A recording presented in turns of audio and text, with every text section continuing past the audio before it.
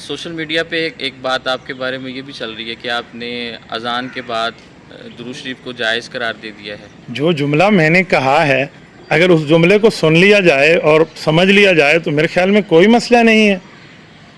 میں نے وہاں کہا، مجھ سے ایک جگہ سوال کیا گیا کہ آپ اذان کے ساتھ درود شریف کے بارے میں کیا کہتے ہیں؟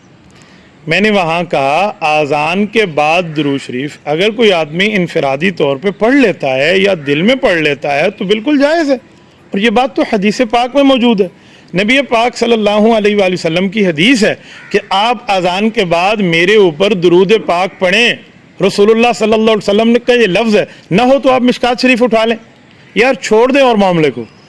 جامعۃ علوم الاسلامیہ علامہ بن نوری ٹاؤن کراچی علماء دیوبند کا ترجمان ادارہ نہیں ہے یا نہیں ہے؟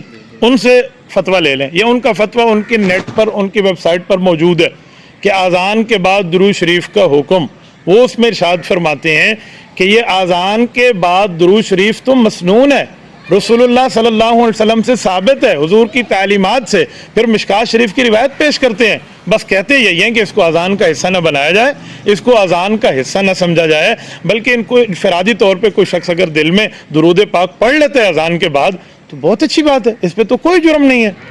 یار اس معاملے کو آپ کسی اور معاملے کے ساتھ ریلیٹڈ کریں، ہم کیا کہہ رہے ہیں، کیا بتا رہے ہیں، اور اس پر حدیث پاک کا حوالہ دے رہے ہیں۔ مفتی عبدالواحد قریشی کی جرت کہ یہ اپنی طرف سے دین میں کوئی اضافہ کرے۔ رسول اللہ صلی اللہ علیہ وسلم کی تعلیم ہے، اکابر کا طرز ہے، اکابر کی ترتیب ہے، اور وہ آ چکا ہے۔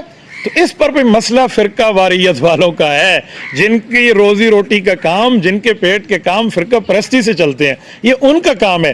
کنویں کی مینڈک تھی نا، کنویں کی مینڈک، اس نے دریا کی مینڈک کو کہا کہ کنویں سے بڑی بھی کوئی جگہ ہے، تو دریا والوں نے کہا تمہیں کیا پتہ کہ دریا کا معاملہ کیا ہے؟ یہ آپس میں بڑے چھوٹے جو ان کے اپنے بیٹھے ہیں نا، فیصلہ کر لیں دریا کیا ہے، کنواں کیا ہے، آپ کو دیکھنا چاہیے۔